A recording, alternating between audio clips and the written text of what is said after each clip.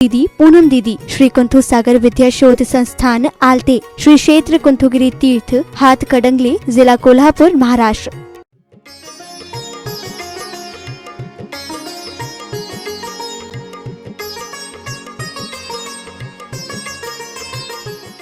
नहीं तो नहीं। अब कोई मांस खाने वाला है, मांसाहारी लोग हैं, तुमने जो क्या कर दिया, तुमने उसको पैसा दे दिया तो क्या करेगा? होटल में जाएगा और मांसाहार करके आ जाएगा, मांस खाएगा। अभी आप ये बताइए, मांस जो कोई पेड़ पर नहीं लगता है, मांस जो है वो पेड़ पर नहीं लगता। मांस जो है किसी जीव को मार करके, 2 इंद्रिय, 3 इंद्रिय, 4 इंद्रिय, 5 इंद्रिय जो जीव हैं, गाय भैंस बकरा आदि आदि जो जीव हैं, उनको मारने के बाद उनके शरीर का जो कलेवर है, उनका शरीर का जो पोर्शन है वो मांस है। तो जो मांस खाएगा तो मांसाहारी की कभी भी जो क्या सदगति नहीं होती, नियम से दुर्गति होती है, नरक में जाना पड़ता है, महाकष्ट भोगना पड़ता है। और ऐसा भी कहा है धर्मशास्त्रों में, तुमने यहाँ मांस खाया, मांसाहार से तुमको नरक में गए, नरक में जाने के बाद तुमको अन्न खाने को नहीं मिलेगा। उधर के रहने वाले जो नारकी हैं वो पूछेंगे, क्यों जी, आओ इधर आओ। बोले क्या चाहिए? अरे बहुत भूखा हूं, कुछ खिला दो। अच्छा भूखे हो? तो क्या करता है, शस्त्र उठाता है और उसी का शरीर काट लेता है, उसका शरीर काट करके फिर उसके मुंह में देता है। वो क्या कहता है, ये उसी का दंड है, तुमने मनुष्य पर्याय में लोगों को, जीवों को मार मार करके खाया, उसका मांस खाया है, इसीलिए यहाँ नरक में तुमको खाने को नहीं मिलेगा। उसका शरीर ही काट करके नारकी, दूसरा नारकी उसके मुंह में देते। तो इस प्रकार की स्थिति बताई है। हमें क्या करना है? इसलिए आचार्यों ने कहा कि मांसाहारी को कभी भी दान नहीं करने का। उस समय दयादत्ती भी करने की जरूरत नहीं। और जो क्या है, एक बार वो नाराज होएगा तो चलेगा, हमारे द्वार से वापस चलेगा तो चलेगा। अगर आचार्यों ने कहा है कि तुम्हारा पुत्र भी है, तुम्हारा संबंधी भी है, और वो मांसाहारी शराबी अगर है, तो उसको दान नहीं करने का, उसको देने का नहीं। नहीं तो तुमने उसके ऊपर दया कर ली और तुम्हारे पैसे से उसने पाप कमा लिया, तुम भी दुर्गति के पात्र और वो भी दुर्गति का पात्र। इसलिए क्या कहा कि शराबी, मांसाहारी और व्यसनी, एक दिन मैंने बताया था आपको जुआ खेलने का फल। जो जुआ खेलते हैं, मैंने देखा है बहुत सारे लोगों को कि आज जो है लखपति है तो 1 घंटे के बाद खगपति हो जाते हैं, सड़क पर खड़े हो जाते हैं, उनके पास कुछ नहीं रहता है, कपड़े भी पहनने के नहीं रहते, मुंह छुपा करके इधर उधर घूमना पड़ता है, क्योंकि माथे पर कर्जा हो जाता है उनका। कर्जा मांगने वाले वैसे के वैसे तैयार रहते हैं और वो जीवन उसका पूरा का इधर का उधर हो जाता है। तो दूसरा जुआरी है, उसकी बात तो जाने दो, लेकिन तुम्हारे घर में भी तुम्हारा भाई, पुत्र आदि कोई भी इस प्रकार का व्यसनी है तो उसमें धन अपना नहीं देना। अगर देते हो तो तुम्हारे पैसे से धन कमाने के बाद जो तुम्हारे पैसे से जो उपयोग करेगा, दुरुपयोग करेगा, तो तुमको दुर्गति के पात्र बना देगा, तुम्हारे पैसे का दुरुपयोग कर लेगा। उसके बाद व्यसन में पड़ा हुआ है, तुम्हारे पैसे का बीड़ी है, सिगरेट है, तंबाकू है, पान पराग है, गुटखा है, आदि आदि इस प्रकार की जो नशीली चीज़ें हैं। बहुत से लोग ड्रग्स लेते हैं। इस प्रकार के जीवन में उनके जो क्या है, पूरा का पूरा जीवन खराब रहता है। ड्रग्स लेने वालों की क्या हालत है, गुटखा खाने वालों की क्या हालत है, सिगरेट पीने वालों की क्या हालत। बहुत से लोग जो क्या हैं, अगर बीड़ी सिगरेट नहीं पिया तो लेटिंग भी उनको नहीं उतरती। इस प्रकार का जीवन में जो क्या है, उनको आदतें पड़ जाती। ड्रग्स लेने वाले का अगर ड्रग्स नहीं मिली तो पागल हो जाता उसके है ना। तो ये सारी की सारी बातें हैं। तो क्या है कि जो भी अपना जो तुमने पैसा कमाया है, उस पैसे का जो क्या है दुरुपयोग कमाने के लिए नहीं है। तो श्रावक ये पूरा का पूरा ध्यान देता है, क्योंकि वो श्रावक है।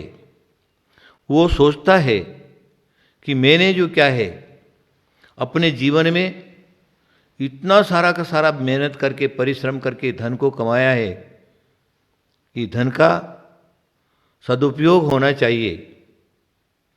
इस प्रकार के जो कुदान करने वाले लोग हैं, तो यहाँ पर आचार्यों ने कहा है, त्रिलोकसार कहते हैं कि त्रिलोकसार के ग्रंथकर्तक जो है करने वाले वो कहते हैं, जीवा कुंडरेषु जायन्ते, कुभोग भूमि में जाता है और वहाँ पर उसकी इस प्रकार की दुर्व्यवस्था रहती है, खाने को कुछ नहीं रहता और शरीर भी ऐसा मिलता है हुंडक संस्थान वाला, शरीर में दुर्गंध भी आती है। इस प्रकार की व्यवस्था रहती है। जितना समय उनको वहाँ पर आयु है, उतनी आयु तक वहाँ पर उनको रहना पड़ता है। और फिर नियम इस प्रकार का है, चाहे सुभोग भूमि का जीव हो चाहे कुभोग भूमि का जीव हो, वहाँ की आयु पूरी करने के बाद वो नियम से देव पर्याय में जाते हैं। देव पर्याय में जो हीन जाति के देव हैं, उस पर्याय में कुभोग भूमि के जीव जाते हैं। माँ से इतनी आयु भोग करके फिर जो है मनुष्य हो जाते, तिरंज हो जाते, नहीं तो एक केंद्रीय पर्याय में चले जाते, पेड़ पौधे वगैरह हो जाते। तो अब हमें क्या करना है, हमें ये समझना है कि जो श्रावक होता है, वह श्रावक उसका पूरा पहला कर्तव्य है दानम पूजा मुख्यम। दान और पूजा उसका पहला कर्तव्य, वो दान करता है। दान जो है करने से उत्तम पात्र को दान दिया तो उत्तम भोग भूमि, मध्यम पात्र को दान दिया मध्यम भोग भूमि, और जगन्य पात्र को दान दिया तो जगन्य भोग भूमि। इस प्रकार की व्यवस्था बन जाती है। और इस प्रकार की व्यवस्था बन जाने के बाद नियम से उत्तम जाति के देवों में उत्पन्न होता है, उत्तम मध्यम जगन भूमि में जाता है, वहाँ के एक 3 पल 2 पल एक पल की आयु को भोगता है, वहाँ सुखों को भोगता है। फिर जो क्या है पहले स्वर्ग अथवा दूसरे स्वर्ग में जा करके उत्पन्न होता है, वहाँ से आकर के मनुष्य पर्याय मिलती है, और वो भी अच्छी मनुष्य पर्याय में उत्तम जाति, उत्तम कुल, उत्तम धर्म, सब उत्तम ही उत्तम मिलता है। और परंपरा से मोक्ष का पात्र बन जाता है। विवेक से काम लेता है, विवेक बुद्धि से अपनी संपत्ति का सदुपयोग करता है। देखिए, श्रद्धावान होने के बाद विवेकवान होना परम आवश्यक है। मैं श्रद्धा के ऊपर भी आगे जाकर के मुझे टाइम मिला तो उसके ऊपर चर्चा करूंगा। अभी हमें जो क्या है, यहाँ पर दान का प्रकरण चल रहा है, तो दान के लिए उत्तम पात्र उनको दान देवे, मध्यम पात्र उनको दान देवे, और जगन्य पात्र उसको दान देवे। जगन्य पात्र में हमारे जैन परंपरा में लिखा हुआ है, जगन्य पात्र श्रावक होता है। श्रावक है, धर्मात्मा तो है, लेकिन पूर्वकृत उसके पाप कर्म उसके साथ में है। पाप कर्म के उदय से वो परिश्रम करता है, लेकिन उसको धन नहीं मिलता। दरिद्रता ही जो क्या है उसके पल्ले में बंधी रहती है। तो घर बार भी नहीं रहता है, परिवार बड़ा दुखी रहता है, खाने को दाने नहीं रहते, उसके लिए तरसता है। परिवार को कैसे पालन किया जाए वो भी उसके पास नहीं रहता। इस प्रकार का जो व्यक्ति है, सत्श्रावक है, यद्यपि उत्तम कुल उत्तम जाति में वो पैदा हुआ है, लेकिन पाप कर्म तो किसको नहीं छोड़ता ना। पूर्व में किया हुआ पाप है वो तो उदय में आएगा ही आएगा। उदय में आया तो अवश्य ही फल देगा ही देगा। इस प्रकार का कोई व्यक्ति है, सद्ग्रस्त है, जैन धर्मावलंबी है, धर्मात्मा है, पुण्य तो नहीं है। अगर हमारे पास कुछ है, धन संपत्ति है, भगवान ने हमको दिया है, तो हम क्या करें? ऐसा जो जगन श्रावक है, अगर उसकी शादी नहीं हो रही तो शादी करा दो। शादी करने के लिए पैसा नहीं है तो उसको पैसा दे करके जो क्या है सहयोग कर दो। उसके परिवार में खाने पीने के लिए कुछ भी नहीं है तो उसके लिए अन्न वगैरह का दान कर लो। कपड़े नहीं है कपड़े दिला दो। रहने के लिए घर नहीं है तो घर दिला दो। और धंधा व्यापार उसके पास नहीं है तो उसको अपने समान बनाने के लिए जो क्या है सहयोग कर दो। सहयोग भी ऐसा करो उसके मान सम्मान को ठेस नहीं लगाना चाहिए। प्राचीन काल में इस प्रकार की पद्धति थी। राजा थे, सेठ साहूकार थे, तो शाम को सोते टाइम पर ये विचार करते थे इस गांव में कोई भूखा तो नहीं है, कोई दुखी तो नहीं है, किसी को कष्ट तो नहीं है। सब इंक्वायरी करते। इंक्वायरी करने के बाद अगर उनको मालूम पड़ गया कि अमुक सदग्रस्त जो है इस प्रकार का है, तो चुपचाप उसके घर में, देखिए मनुष्य जीवन में मान कसाय, मान सम्मान की एक बहुत बड़ी बात रहती है।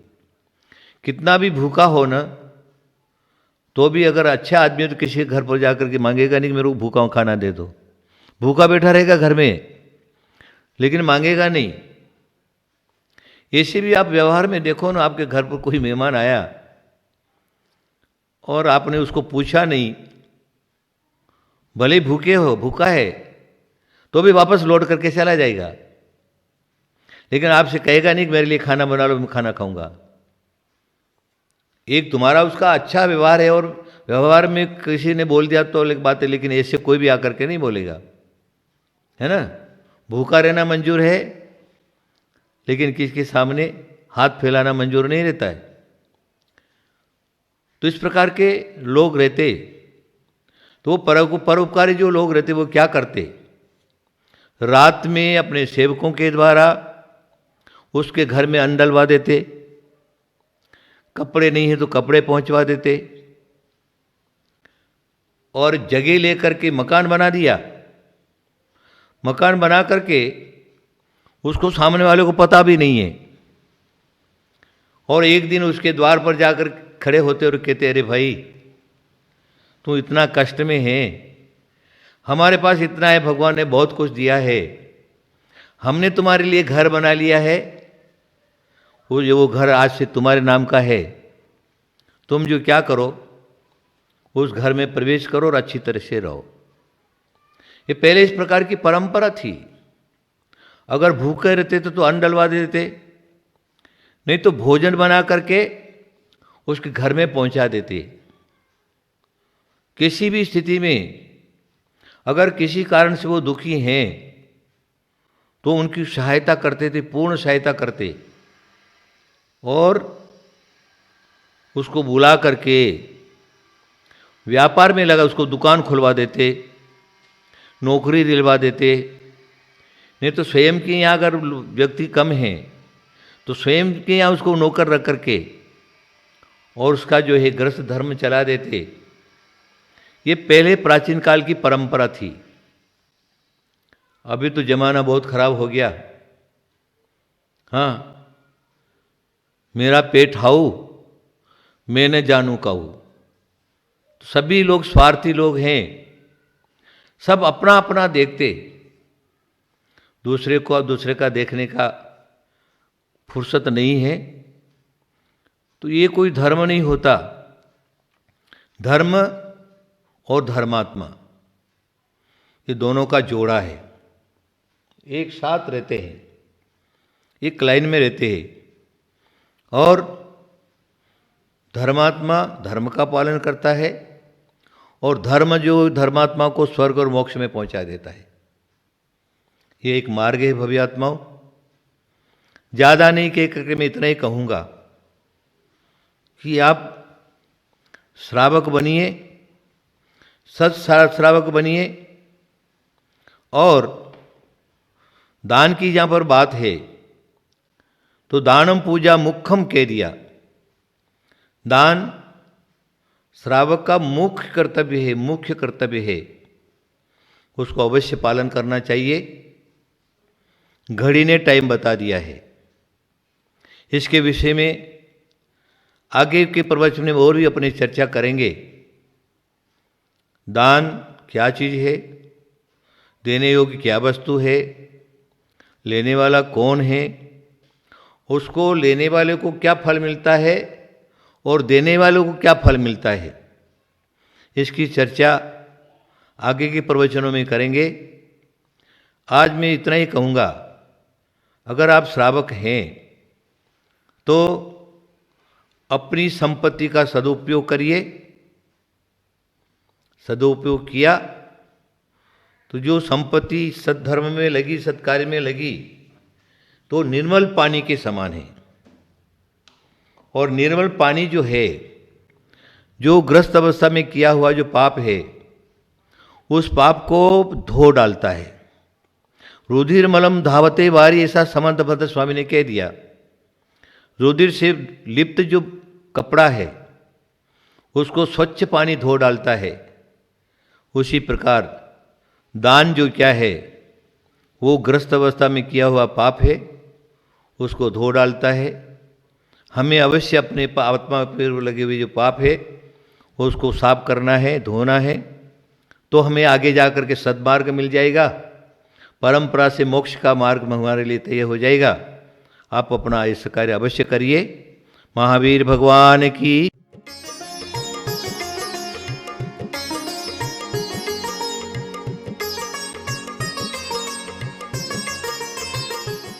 इस कार्यक्रम के निवेदक थे बाल ब्रह्मचारिणी जयू दीदी, पूनम दीदी, श्री कुंथु सागर विद्या शोध संस्थान आलते, श्री क्षेत्र कुंथुगिरी तीर्थ हाथ कडंगली, जिला कोल्हापुर, महाराष्ट्र।